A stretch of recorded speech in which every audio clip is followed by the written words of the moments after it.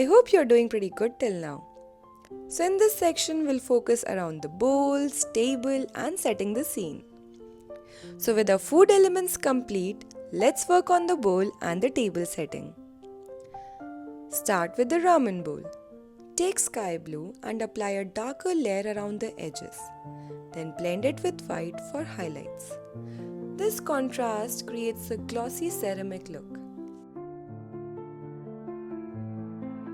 For the tablecloth or a placemat, we will use lilac as the base color. And to add more details, we'll paint small violet flowers across it for a delicate, elegant touch.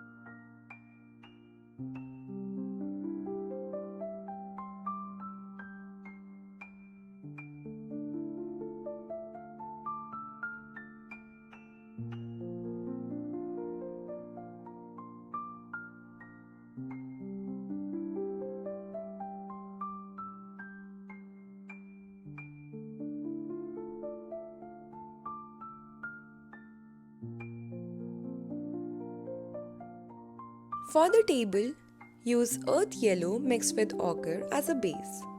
Then, use burnt umber to create the natural wooden grain texture. These brush strokes will mimic the look of a real wooden surface.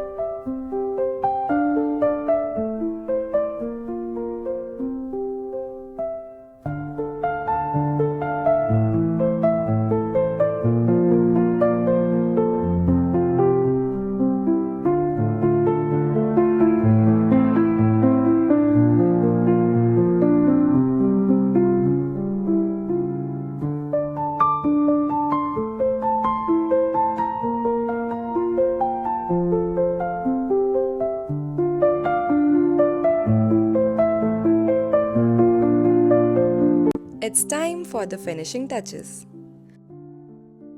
We'll add subtle highlights to the egg, fries, and broth to create a glossy, mouth-watering effect.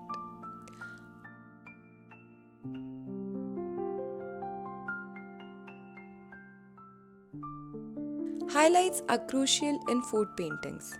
They make everything look fresh and appetizing. Next, we'll enhance the shadows under the toppings and side dishes using burnt umber and deep red to add more depth. And finally, let's check for any last minute adjustments. If needed, refine the lines, deepen the shadows, or brighten certain areas with highlights. And with that, your ramen masterpiece is ready to be served.